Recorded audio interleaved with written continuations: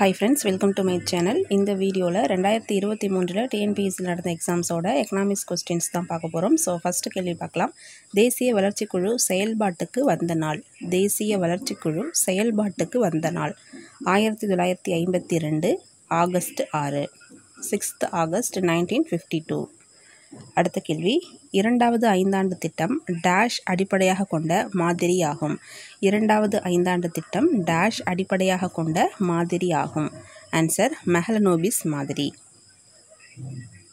$5 trillion இந்திய பொருளாதாரம் என்ற குறிக்கோள் வைத்திருக்கும் ஆண்டு 2024-25. ஓகேவா, $5 trillion இந்திய பொருளாதாரம் என்ற குறிக்கோள் வைத்திருக்கும் ஆண்டு 2024-25. இந்தியாவில் அடுத்த கேள்வி, இந்தியாவில் சரக்கு மற்றும் சேவை வரி அதாவது ஜிஎஸ்டி சட்டம் நடைமுறைக்கு வந்தது எந்த டேட்டுன்னு கேட்குறாங்க. 2017 ஜூலை 1, ஜூலை 1, 2017. ஓகேவா, ரிப்பீட்டடான ஒரு கேள்வி. ஓகேவா, 2017 சிஎஸ்ஐஆர் தன்னாட்சி அமைப்பாக டேஷ் கீழ் பதிவு செய்யப்பட்டது அப்படின்னு சொல்லி கேட்குறாங்க. Council of scientific and industrial research எந்த சட்டத்தின் கீழ் பதிவு செய்யப்பட்டதுன்னு கேட்குறாங்க. 1860 சமூக சட்டத்தின் கீழ் பதிவு செய்யப்பட்டிருக்கும். ஓகேவா, அடுத்த கேள்வி, இந்திய நிதி ஆணையத்தின் முதல் தலைவர். இந்திய நிதி ஆணையத்தின் முதல் தலைவர் திரு கேசி நியோகி. மத்திய அரசின் மூலம் அறிமுகப்படுத்தப்பட்ட நிதி சீர்திருத்த வசதி எந்த நிதிக்குழுவில் கொண்டு வரப்பட்டது. மத்திய அரசின் மூலம் அறிமுகப்படுத்தப்பட்ட நிதி சீர்திருத்த வசதி எந்த நிதிக்குழுவில் கொண்டு வரப்பட்டது. ஆன்சர் 12வது நிதிக்குழுவில் கொண்டு வரப்பட்டது. ஓகேவா, அடுத்தது நிதி ஆயோக். ஸோ அந்த NITI அதுக்கு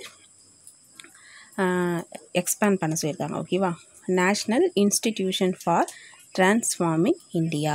national institution for transforming India. இதுவுமே ரிப்பீட்டடான கேள்வி. ஓகேவா, அடுத்த கேள்வி, 1944 காந்திய திட்டத்தை உருவாக்கியவர் யார். 1944 காந்திய திட்டத்தை உருவாக்கியவர் யார். ஆன்சர் ஸ்ரீமன் நாராயணன். ஓகேவா, ஸ்ரீமன் நாராயண். 2021 ஆண்டு கணக்கின்படி இந்தியாவில் டேஷ் மாநிலம் அதிகமாக காற்றாலை மின்சாரத்தை உற்பத்தி செய்துன்னு சொல்லியிருக்காங்க. So answer Tamil Nadu. 2021 ஆண்டின் கணக்கின்படி இந்தியாவில் அதிகமாக காற்றாலை மின்சாரம் உற்பத்தி செய்யக்கூடிய மாநிலம் தமிழ்நாடு. ஓகேவா, அடுத்தது வேளாண்மைக்கான பிரத்யேக வரவு செலவு திட்டத்தின் குறிக்கோள் யாவை அப்படின்னு சொல்லி கேட்குறாங்க. குறிக்கோள் எவை அப்படின்னு கேட்குறாங்க. So exclusive budget for agriculture, வேளாண்மைக்கான சிறப்பு பட்ஜெட் தாக்கல் செய்கிறாங்க இல்லையா. ஸோ அதோட குறிக்கோள் அப்ஜெக்டிவ் என்னன்னு கேட்குறாங்க. ஸோ ஃபஸ்ட்டு வேளாண்மையை லாபகரமான தொழிலாக ஊக்குவிப்பது. So first correct. செகண்ட் பார்த்தோம் அப்படின்னா தமிழ்நாட்டில் விவசாயிகளின் நலனை உயர்த்துவது.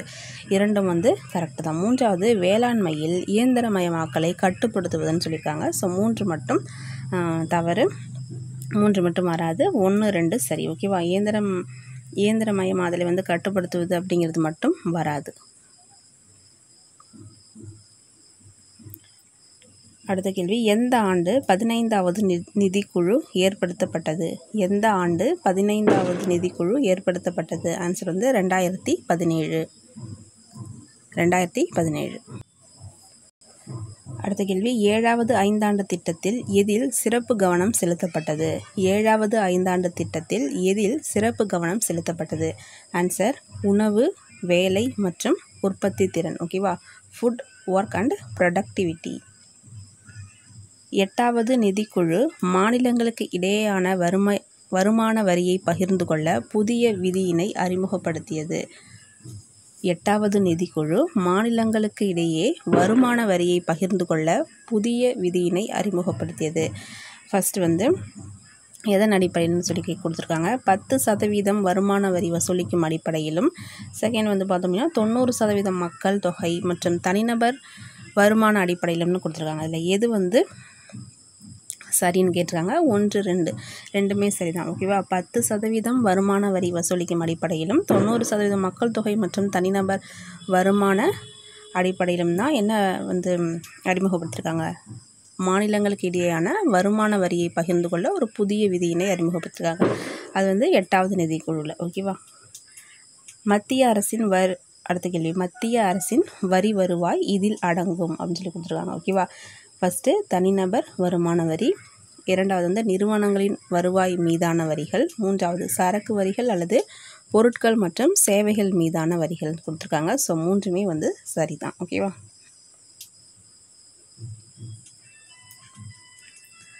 அடுத்த கேள்வி, கூற்று இந்தியாவில் மறைமுக வேலையின்மை நிலவுகிறது. காரணம், மறைமுக வேலையின்மையில் தொழிலாளர்களின் இறுதி நிலை உற்பத்தி திறன் 0 ஆகும் அப்படின்னு சொல்லி கொடுத்துருக்காங்க. ஸோ கூற்று காரணம் ரெண்டுமே வந்து சரிதான். ஓகேவா. இந்தியாவில் மறைமுக வேலையின்மை நிலவுகிறது. அதற்கான காரணம் வந்து பார்த்தோம்னா மறைமுக வேலையின்மையில் தொழிலாளர்களோட இறுதிநிலை உற்பத்தி திறன் வந்து 0. ஸோ கூற்று ஏ மற்றும் ஆர் இரண்டும் சரி. அடுத்த கேள்வி, முதல் உலக பொருட்காட்சி நடைபெற்ற இடம் மற்றும் ஆண்டு. முதல் உலக பொருட்காட்சி நடைபெற்ற இடம் மற்றும் ஆண்டு. Answer London 1851. முதல் உலக பொருட்காட்சி லண்டனில் நடைபெற்றிருக்கு. எந்த வருடம் அப்படின்னு சொல்லி பார்த்தோம் அப்படின்னா 1851 நடைபெற்றிருக்கு. ஓகேவா. அடுத்த கேள்வி, பின் வருவனவற்றில் சரியான சொற்றொடரை கண்டறிக அப்படின்னு சொல்லி கொடுத்துருக்காங்க. இந்திய பொருளாதாரத்தை பற்றி. இந்திய பொருளாதாரம் முதலாளித்துவ பொருளாதாரத்திற்கு சிறந்த எடுத்துக்காட்டாகும் அப்படின்னு சொல்லி கொடுத்துருக்காங்க. ரெண்டாவது ஸ்டேட்மெண்ட் பார்த்தோம் அப்படின்னா இந்தியாவில் அதிகமானோர் வேளாண் தொழில் செய்து வருகின்றனர். மூன்றாவது, இந்திய பொருளாதாரம் G20 நாடுகளில் இடம்பெற்றுள்ளது. 4 வந்து பார்த்தோம் அப்படின்னா வேலை வாய்ப்பை உருவாக்க திறன் உள்ள நிலை அப்படின்னு சொல்லி கொடுத்துருக்காங்க. ஸோ இதில் எது சரி அப்படின்னு சொல்லி தான் கேட்டிருக்காங்க. ஸோ ஆன்சர் வந்து 2 மற்றும் 3 தான் சரி. இந்தியாவில் அதிகமானோர் வேளாண் தொழில் செய்து வருகின்றனர் அப்படிங்கிறது சரி. இந்திய பொருளாதாரம் G20 நாடுகளில் இடம்பெற்றுள்ளது. ஓகேவா. இந்திய பொருளாதாரம் அப்படிங்கிறது மிக்ஸ்டு எக்கனாமி இல்லையா. ஸோ கேபிட்டலிஸ்ட் எக்கனாமி அப்படிங்கிறது வராது. ஸோ 2 மற்றும் 3 சரி. அதிகமானோர் வேளாண் தொழில் செய்து வருகின்றனர். G20 நாடுகளில் இந்தியாவும் இருக்கு. ஓகேவா. அடுத்தது கூற்று திட்டக்குழு என்பதற்கு மாற்றாக நிதி ஆயோக் என்ற அமைப்பு ஏற்படுத்தப்பட்டது. காரணம், நிதி ஆயோக் இந்திய அரசின் திட்டங்களையும் கொள்கைகளையும் கண்காணிக்கும் அறிவு மையம் அல்ல அப்படின்னு சொல்லி கொடுத்துருக்காங்க. ஸோ ஃபஸ்ட்டு வந்து சரி. திட்டக்குழுக்கு மாற்றாகத்தான் நிதி ஆயோக் அப்படிங்கிற அமைப்பு கொண்டு வந்திருப்பாங்க.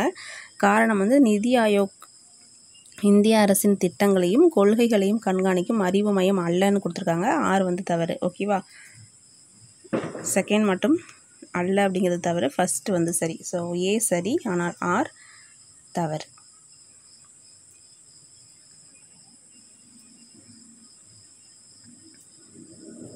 அடுத்த கேள்வி, கீழ் கொடுக்கப்பட்டுள்ளவற்றில் நிதி குழு குறித்து சரியானவை எவைன்னு கேட்குறாங்க. ஓகேவா. கீழ் கொடுக்கப்பட்டுள்ளவற்றில் நிதிக்குழு பற்றி சரியானது எதுன்னு கேட்குறாங்க. ஃபஸ்ட்டு வந்து சட்டப்பூர்வமற்ற அமைப்புன்னு கொடுத்துருக்காங்க. ஸோ அது வந்து தவறு. இரண்டாவது பகுதிசார் சட்டப்பூர்வ அமைப்பு ஆகும். ஸோ 2 மட்டும் சரி. ஓகேவா. பகுதிசார் சட்டப்பூர்வ அமைப்பு தான் நிதிக்குழு அப்படிங்கிறது. 3 வந்து முற்றிலும் சட்டப்பூர்வ அமைப்புன்னு கொடுத்துருக்காங்க. அதுவும் வந்து கிடையாது, பகுதிசார் தான். ஓகேவா. மேற்கண்ட எதுவும் இல்லைன்னு கொடுத்துருக்காங்க. ஸோ ஆன்சர் வந்து 2 மட்டும் சரி.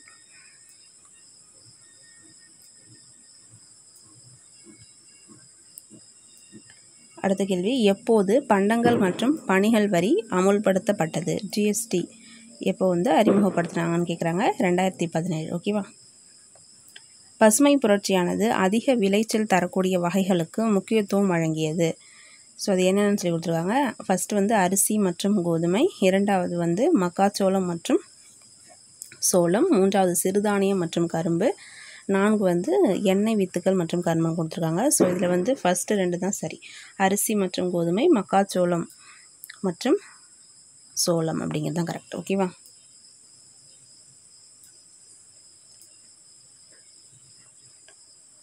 பின்வரும் எந்த வாக்கியங்கள் ஊட்டச்சத்து மற்றும் சுகாதார குறைவினால் ஏற்படும் விளைவுகளில் சரியானது?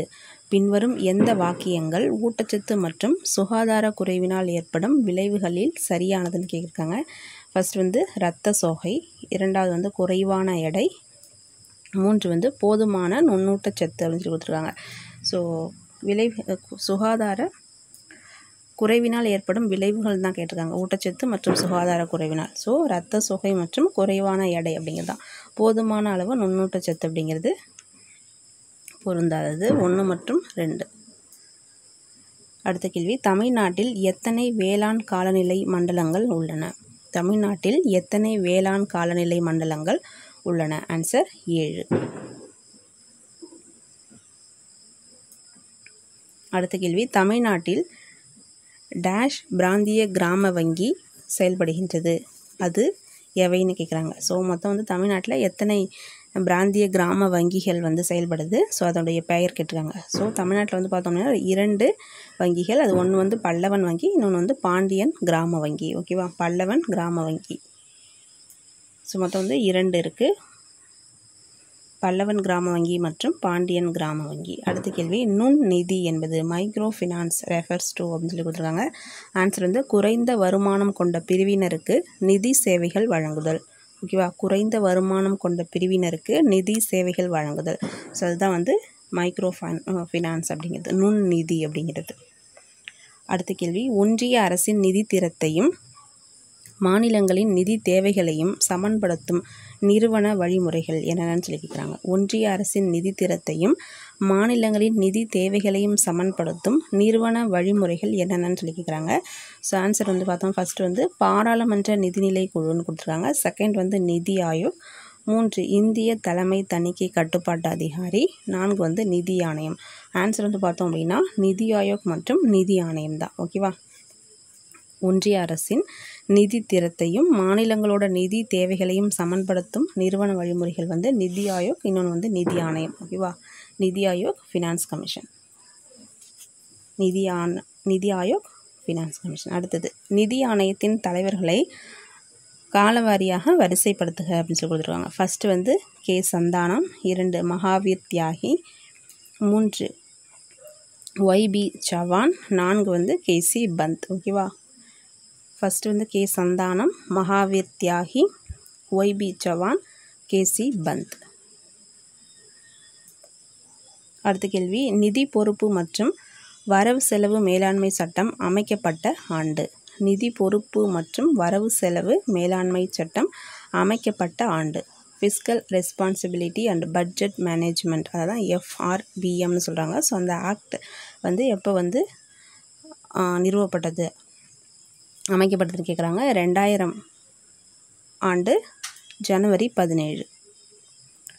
அடுத்தது, நிதி ஆயோக் எப்போது வந்து நிறுவப்பட்டதுன்னு கேட்குறாங்க. ஓகேவா, நிதி ஆயோக் எஸ்டாப்ளிஷ்டு ஆன் 2015 ஜனவரி 1. அடுத்த கேள்வி, கீழ்காண்பவற்றில் சமூக இரட்டைத்தன்மையை குறிக்கும் சரியான வாக்கியம் எது? கீழ்காண்பவற்றில் சமூக இரட்டைத்தன்மையை குறிக்கும் சரியான வாக்கியம் எதுன்னு கேட்குறாங்க. ஃபர்ஸ்ட் வந்து பேராசிரியர் மின்ட் அவர்களால் உருவாக்கப்பட்ட கருத்து. 2 இந்தோனேஷிய மேம்பாட்டு அனுபவத்தை அடிப்படையாக கொண்டது போயக் அவர்களால் உருவாக்கப்பட்ட கருத்துன்னு கொடுத்துருக்காங்க. ஸோ ஆன்சர் வந்து 2 மற்றும் 3.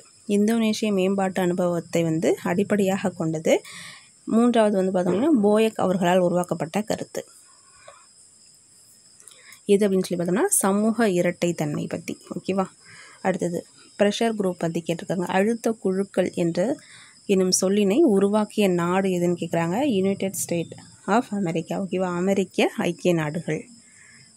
அழுத்த குழுக்கள் எனும் சொல்லினை உருவாக்கிய நாடு அமெரிக்கா ஐக்கிய நாடுகள். ஓகேவா, எந்த வங்கி கடன் வழங்குவதில் கடைசி புகலிடம் என்று அழைக்கப்படுகிறது? ஓகேவா, எந்த வங்கி கடன் வழங்குவதில் கடைசி புகலிடம் என்று அழைக்கப்படுகிறது? Answer reserve bank of India. அடுத்தது, தேசிய மனித உரிமை ஆணையம் அமைக்கப்பட்ட ஆண்டு. தேசிய மனித உரிமை ஆணையம் அமைக்கப்பட்ட ஆண்டு 1948 டிசம்பர் 10. ஓகேவா, 1948 டிசம்பர் 10. 1940 பம்பாய் திட்டத்தை வழங்கியவர்கள். 1940 பம்பாய் திட்டத்தை வழங்கியவர்கள் 8 முன்னணி தொழிலதிபர்கள். ஓகேவா, 8 முன்னணி தொழிலதிபர்கள். 1940 பம்பாய் திட்டம் அப்படிங்கிறது, 1944 அப்படிங்கிறது காந்திய திட்டம். ஓகேவா, ஸ்ரீமன் நாராயண் சொல்லி பார்த்தோம் இல்லையா. ஸோ அது அடுத்தது, தனிநபர் வருமானம் கணக்கிடப்படுவது. தனிநபர் வருமானம் கணக்கிடப்படுவது வந்து தேசிய வருமானத்திலிருந்து மக்கள் தொகையை வகுத்தல். ஓகேவா, national income divided by population. ஓகேவா, தேசிய வருமானத்திலிருந்து மக்கள் தொகையை வகுத்தல். அது வந்து பெர் கேபிட்டா இன்கம், தனிநபர் வருமானம். ஓகேவா? நேஷ்னல் இன்கம் டிவைடட் பை மக்கள் தொகை. அடுத்தது இரண்டாவது ஐந்தாண்டு திட்டத்தின் நோக்கம் என்னன்னு சொல்லி கேட்குறாங்க. ஆன்சர் வந்து விரைவான தொழில் வளர்ச்சி. இரண்டாவது ஐந்தாண்டு திட்டத்தோட நோக்கம் விரைவான தொழில் வளர்ச்சி, ரேபிட் இண்டஸ்ட்ரியலைசேஷன். அடுத்தது தமிழக அரசு முதல் மனித வளர்ச்சி அறிக்கை வெளியிட்ட ஆண்டு என்னன்னு சொல்லிட்டு கேட்குறாங்க. 2003. தமிழ்நாடு சுகாதார சீரமைப்பு திட்டத்திற்கு நிதி உதவி எதன் மூலம் கிடைக்கிறது? தமிழ்நாடு சுகாதார சீரமைப்பு திட்டத்திற்கு நிதி உதவி எதன் மூலம் கிடைக்கிறதுன்னு கேட்குறாங்க. ஆன்சர் வந்து வேர்ல்டு பேங்க், உலக வங்கி. ஓகேவா? உணவு பாதுகாப்பு சட்டம் கொண்டு வரப்பட்ட ஆண்டு. உணவு பாதுகாப்பு சட்டம் கொண்டு வரப்பட்ட ஆண்டு 2013. பொருளாதார வளர்ச்சி நீடித்து நிலையானதாக இருக்க வேண்டுமானால் எதை தொடர்ந்து காத்து பேண வேண்டும் அப்படின்னு சொல்லி கேட்குறாங்க. ஸோ சுற்றுச்சூழல். ஓகேவா? பொருளாதார வளர்ச்சி நீடித்து நிலையானதாக இருக்க வேண்டுமானால் சுற்றுச்சூழலை தொடர்ந்து பாதுகாக்க வேண்டும். ஓகேவா? சுற்றுச்சூழல். அடுத்த கேள்வி, 1956ஆம் ஆண்டு தொழில் கொள்கை தீர்மானம் எந்த இலக்கை அடைவதற்காக அமல்படுத்தப்பட்டது? 1956ஆம் ஆண்டு தொழில் கொள்கை தீர்மானம் எந்த இலக்கை அடைவதற்காக அமல்படுத்தப்பட்டதுன்னு கேட்குறாங்க. ஆன்சர் வந்து சோசியலிசம். ஓகேவா? சோசியலிசம், சமத்துவம். அடுத்தது, ரெங்கராஜன் கமிஷன் இந்தியாவில் ஏழ்மை கோட்டுக்கான அளவீட்டை இவ்வாறு கொடுத்துள்ளது அப்படின்னு சொல்லி கேட்குறாங்க. ரெங்கராஜன் கமிஷன் வந்து ஏழ்மை கோட்டுக்கான அளவீட்டை எப்படி வந்து சொல்லியிருக்காருன்னு கேட்குறாங்க. ஆன்சர் வந்து ரூபாய் 32 ரூபாய் கிராமத்திற்கும் நகர்ப்புறத்துக்கு வந்து 47 ரூபாய் அப்படிங்கிறத ஏழ்மை கோட்டுக்கான அளவீடாக கொடுத்துருக்காரு. ஓகேவா? இந்த பாவர்ட்டி லைன் அப்படிங்கிறது கிராம பகுதிகளில் ரூபாய் 32, நகர்ப்புறங்களில் 47 ரூபாய். ஓகேவா? 2030 ஹைட்ரோ கார்பன் தொலைநோக்கு டேஷுடன் தொடர்புடையது. 2030 ஹைட்ரோ கார்பன் தொலைநோக்கு டேஷுடன் தொடர்புடையதுன்னு கேட்குறாங்க. ஆன்சர் வந்து வடகிழக்கு India. Hydro carbon vision 2030 is associated with north east India. ஓகேவா? அடுத்தது, பெண் இன இழப்பு என்ற சொல்லாட்சி உருவாவதற்கு காரணமான சூழல் என்னன்னு சொல்லி கேட்குறாங்க. ஓகேவா? பெண் இன இழப்பு, மிஸ்ஸிங் உமன் அப்படிங்கிறது மகன் அல்லது ஆண் குழந்தைக்கான விருப்பம் அப்படிங்கிறது தான். ஓகேவா? மகன் அல்லது ஆண் குழந்தைக்கான விருப்பம். கீழ்காண்பவற்றில் எது வந்து உண்மை அல்லது எவை உண்மையானவை அப்படின்னு சொல்லி கேட்குறாங்க. 2005 உலக வங்கி தமிழ்நாடு சுகாதார அமைப்பு திட்டத்திற்கு ஒப்புதல் அளித்தது. 2, இத்திட்டத்தின் மொத்த செலவு தொகை ரூபாய் 597.15 கோடி. 3, உலக வங்கியின் ஈடுபாடு அதிக அளவு பயனுள்ளதாக உள்ளது அப்படின்னு சொல்லி கொடுத்துருக்காங்க. ஸோ எது வந்து சரி, உண்மைன்னு கேட்குறாங்க. ஸோ ஆன்சர் வந்து 1, 2, 3 மூன்றுமே வந்து சரிதான். 2005 உலக வங்கி தமிழ்நாடு சுகாதார அமைப்பு திட்டத்திற்கு வந்து ஒப்புதல் அளித்திருக்கு. ஸோ அந்த திட்டத்தோட மொத்த செலவு ரூபாய் 597.15 crores. ஓகேவா? உலக வங்கியோட ஈடுபாடு ஸோ அதிக அளவு பயனுள்ளதாக உள்ளது. ஓகேவா? அடுத்த கேள்வி, பின் வருவனவற்றில் எது தவறாக இணைக்கப்பட்டுள்ளது அப்படின்னு சொல்லி கேட்குறாங்க. ஓகேவா? எது வந்து தவறாக இணைக்கப்பட்டுள்ளது? 1 மற்றும் 4 சரி அப்படின்னு சொல்லி கொடுத்துருக்காங்க. தமிழ்நாடு மின்சார வாரியம் TNEB. 1 வந்து தேசிய பால்வள மேம்பாட்டு வாரியம் NDDP. தேசிய உணவு மேம்பாடு வாரியம் மற்றும் இந்திய கலை ஆராய்ச்சி சபை 2 வந்து தவறாக கொடுத்துருக்காங்க. ஸோ இதுக்கான ஆன்சர் நீங்கள் மறக்காமல் கமெண்ட் பண்ணுங்கள். ஓகேவா? அடுத்த கேள்வி, எந்த காலகட்டத்திற்கான பரிந்துரைகளை 14வது நிதிக்குழு முன்வைத்தது? எந்த காலகட்டத்திற்கான பரிந்துரைகளை 14வது நிதிக்குழு முன்வைத்தது? ஆன்சர் 2015, 2020. இந்த காலகட்டத்திற்கான பரிந்துரைகளை தான் 14th ஃபினான்ஸ் கமிஷன் வந்து முன்வைத்திருக்கும். அடுத்த கேள்வி, கிராமப்புற உள்கட்டமைப்பு முன்னேற்றம் நிதி டேஷ் கீழ் உருவாக்கப்பட்டது.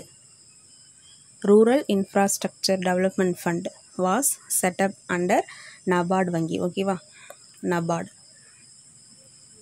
அடுத்தது பணவியல் கொள்கையின் முக்கிய குறிக்கோள்கள். ஓகேவா, பணவியல் கொள்கையின் முக்கிய குறிக்கோள், மானிட்டரி பாலிசியோட மெயின் அப்ஜெக்டிவ் என்னன்னு சொல்லி கேட்குறாங்க. ஃபர்ஸ்ட் வந்து பரிவர்த்தனை விகிதத்தில் நிலைத்தன்மை, பரிவர்த்தனை விகிதத்தில் நிலைத்தன்மை. ரெண்டாவது வந்து பொருளாதார வளர்ச்சி. இது ரெண்டும் தான் வந்து பணவியல் கொள்கையோட முக்கிய குறிக்கோள்கள். பரிவர்த்தனை விகிதத்தில் நிலைத்தன்மையும் பொருளாதார வளர்ச்சியும் பணவியல் கொள்கையின் முக்கிய குறிக்கோள்களாகும். ஓகேவா. அடுத்தது மஹலனோபிஸ் 4 துறை மாதிரி பின்வரும் எந்த ஐந்தாண்டு திட்டத்தில் பயன்படுத்தப்பட்டதுன்னு சொல்லி கேட்குறாங்க. ஆன்சர் வந்து 2வது ஐந்தாண்டு திட்டம்.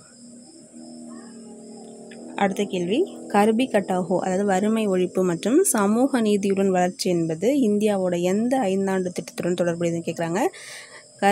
கர்பி கட்டாகோ அப்படின்னு சொன்னாலே வறுமை ஒழிப்பு தான். ஸோ அது வந்து 5வது ஐந்தாண்டு திட்டம்.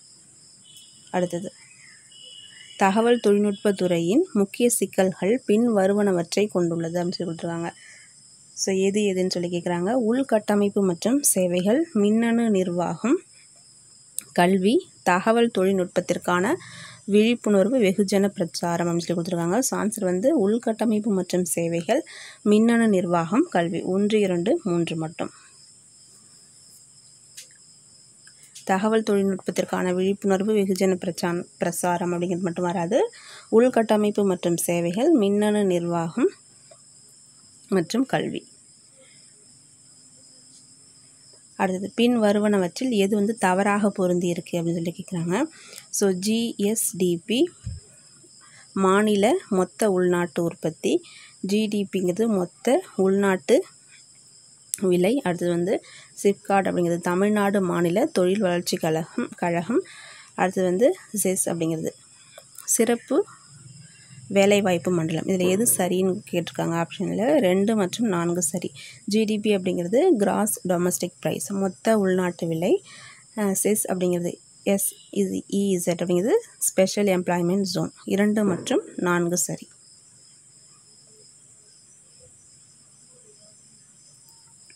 அடுத்தது கூற்று, பழங்குடியினரின் ஒட்டுமொத்த வளர்ச்சியே அரசின் முதன்மையான நோக்கமாகும். பழங்குடியினரின் ஒட்டுமொத்த வளர்ச்சி தான் அரசோட முதன்மையான நோக்கம். ஸோ அதற்கான காரணம் வந்து திட்டங்களை வந்து முறையாகவும் திறமையாகவும் செயல்படுத்துவது மிக முக்கியமானது அப்படின்னு சொல்லி கொடுத்துருக்காங்க. ஏ மற்றும் ஆர் ரெண்டுமே வந்து சரிதான். பழங்குடியினரோட ஒட்டுமொத்த வளர்ச்சியே அரசின் முதன்மையான நோக்கம்.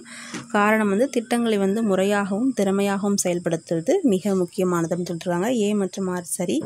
ஆர் அப்படிங்கிறது கரெக்டான விளக்கம். ஓகேவா. அடுத்து வந்து பொறுத்துக, மறைமுக வரி, அரசு பத்திரங்கள் மற்றும் ஆவணங்கள், நேர்முக வரி, கூட்டமைப்பு நிதி அப்படின்னு சொல்லிடுறாங்க. மறைமுக வரி அப்படிங்கிறது சுங்க வரி. ஓகேவா. மறைமுக வரி அப்படிங்கிறது சுங்க வரி. அரசு பத்திரங்கள் மற்றும் ஆவணங்கள் அப்படிங்கிறது உள்நாட்டு பொதுக்கடன். நேர்முக வரி அப்படிங்கிறது நெகிழும் தன்மை விதி. கூட்டமைப்பு நிதி அப்படின்னா பொறுப்பு நிதி. ஓகேவா. மறைமுக வரி அப்படிங்கிறது சுங்க வரி, அரசு பத்திரங்கள் மற்றும் ஆவணங்கள் அப்படிங்கிறது உள்நாட்டு பொதுக்கடன், நேர்முக வரி அப்படிங்கிறது நெகிழும் தன்மை விதி, கூட்டமைப்பு நிதி அப்படின்னா பொறுப்பேற்பு. ஓகேவா. அடுத்த கேள்வி, கீழே காணப்படும் திட்டங்களில் எந்த திட்டம் 10வது ஐந்தாண்டு திட்டத்தில் பயன்படுத்தப்பட்டது அப்படின்னு சொல்லி கேட்குறாங்க. ஆன்சர் வந்து சீர்திருத்த திட்டம். ஓகேவா. 10வது ஐந்தாண்டு திட்டத்தில் பயன்படுத்தப்பட்டது எந்த திட்டம்னு கேட்பாங்க. ரிஃபார்ம் பிளான் அப்படிங்கிறது சீர்திருத்த திட்டம்.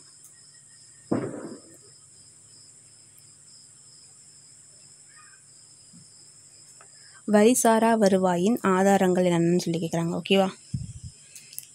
வரிசாரா வருவாயின் ஆதாரங்கள் ஆவன. ஆன்சர் வந்து வணிக வருவாய் மற்றும் பொதுத்துறை மேற்பார்வை வருவாய். ஓகேவா. அடுத்த கேள்வி, எதிர்கால வளர்ச்சிக்கான கட்டமைப்புகளை பொதுத்துறை மற்றும் தனியார் துறை இரண்டும் இணைந்து செயல்பட்டால் மட்டுமே வளர்ச்சி அடைய இயலும் என்பது டேஷ் நோக்கமாகும். எதிர்கால வளர்ச்சிக்கான கட்டமைப்புகளை பொதுத்துறை தனியார் துறை ரெண்டுமே சேர்ந்து வந்து செயல்பட்டால் மட்டும்தான் வளர்ச்சி அடைய முடியும்னு சொல்கிறது யாரோட நோக்கம் அப்படின்னு சொல்லி கேட்குறாங்க. பப்ளிக் ப்ரைவேட் பார்ட்னர்ஷிப் அப்படிங்கிறது யாரோட அப்ஜெக்டிவ் அப்படின்னு சொல்லிட்டு கேட்குறாங்க. ஓகேவா. ஆன்சர் வந்து நிதி ஆயோக். ஓகேவா. நிதி ஆயோக். அடுத்தது, பொருளாதாரத்தில் சுயசார்பு என்ற சொல் டேஷை குறிக்கிறது. பொருளாதாரத்தில் சுயசார்பு என்ற சொல் டேஷை குறிக்கிறதுன்னு சொல்கிறாங்க. ஆன்சர் வந்து சமூக பொருளாதார திறன். ஓகேவா. Socio economic ability. அடுத்தது ஐந்தாண்டு திட்ட காலத்தில் கரிபி ஹட்டோ என்ற கோஷம் அறிமுகப்படுத்தப்பட்டது. ஸோ அதோட பொருள் என்ன அப்படின்னு சொல்லி கேட்குறாங்க. கரிபி ஹட்டோவோ அப்படின்னா என்ன மீனிங், என்ன பொருள் கேட்குறாங்க. ஆன்சர் வந்து வறுமை ஒழிப்பு. கரிபி ஹட்டோவோ அப்படின்னா வறுமை ஒழிப்பு. ஓகேவா. ஸோ அது வந்து ஐந்தாண்டு திட்டத்தில் அறிமுகப்படுத்தப்பட்டது. ஓகேவா. 1974 79 வரைக்கும்.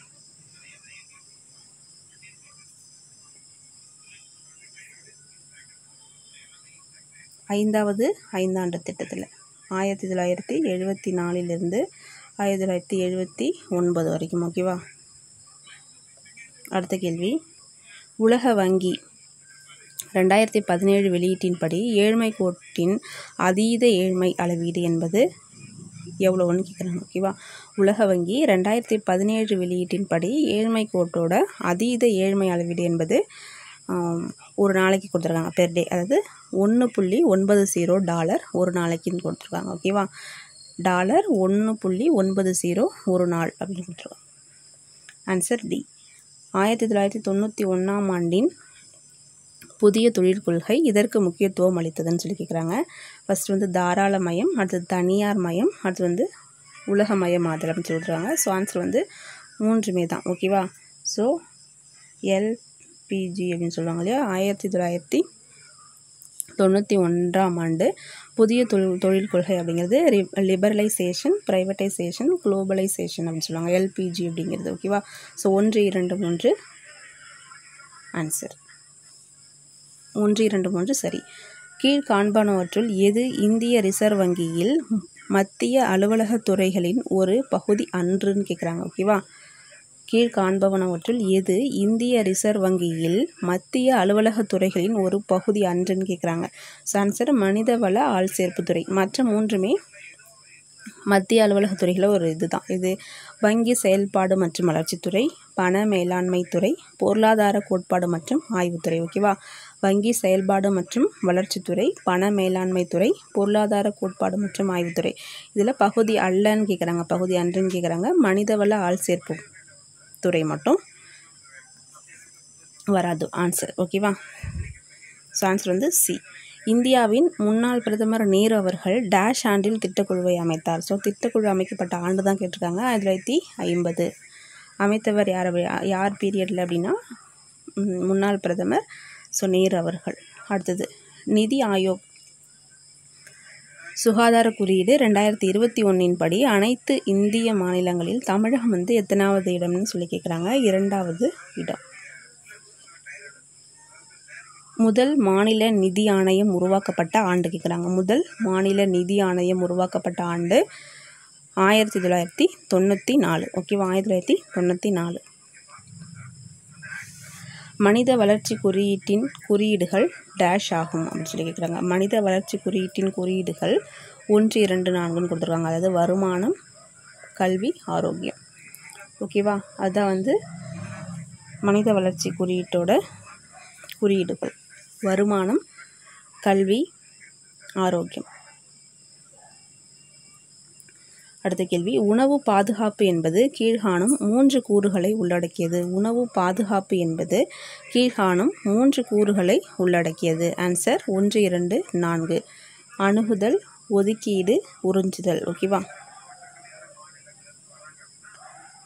தமிழ்நாடு 3 அடுக்கு உடல்நல அடிப்படை கட்டமைப்பில் அடங்கியுள்ளவை எவைன்னு கேட்குறாங்க. அது தமிழ்நாடு 3 அடுக்கு உடல்நல அடிப்படை கட்டமைப்பில் அடங்கியுள்ளவை. ஆன்சர் வந்து மருத்துவமனைகள், ஆரம்ப சுகாதார நிலையங்கள், சமூக நல மையங்கள். ஓகேவா. அடுத்த கேள்வி, நிறுவனங்களை மைக்ரோ என்று அறிவிப்பதற்கான சரியான அளவுகோல் எது அப்படின்னு சொல்லி கேட்குறாங்க. ஓகேவா. ஆலை மற்றும் இயந்திரங்களோட முதலீடு 25 லட்சத்தை வந்து தாண்டாது. ஸோ அந்த மாதிரி ஆலை மற்றும் இயந்திரங்களோட முதலீடு 25 லட்சத்துக்குள்ளே தான் இருக்கும், அதற்கு மேல் தாண்டாது. ஸோ அந்த மாதிரி இருக்கக்கூடிய நிறுவனங்களை தான் என்னென்னு சொல்லுவாங்க, மைக்ரோ அப்படின்னு சொல்லிட்டு அறிவிப்பாங்க. ஓகேவா. 2வது ஸ்டேட்மெண்ட் வந்து தவறு.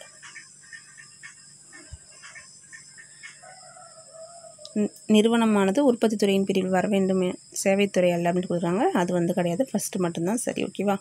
அடுத்தது, பசுமை புரட்சி எந்த பயிர்களின் ஜோடியில் மிகவும் வெற்றிகரமாக செயல்படுதுன்னு கேட்குறாங்க. கோதுமை மற்றும் அரிசி. ஓகேவா.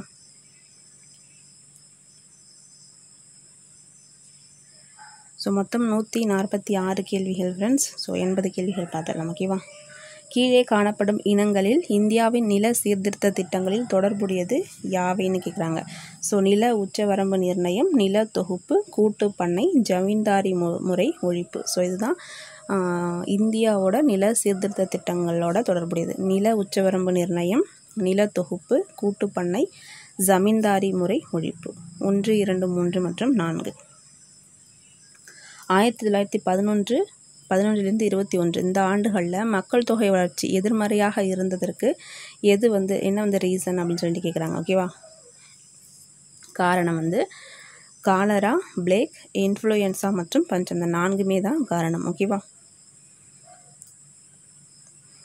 ஸோ மொத்தம் 146 கேள்வி ஃப்ரெண்ட்ஸ். இந்த வீடியோவில் 80 கேள்விகள் பார்த்துருக்கோம்.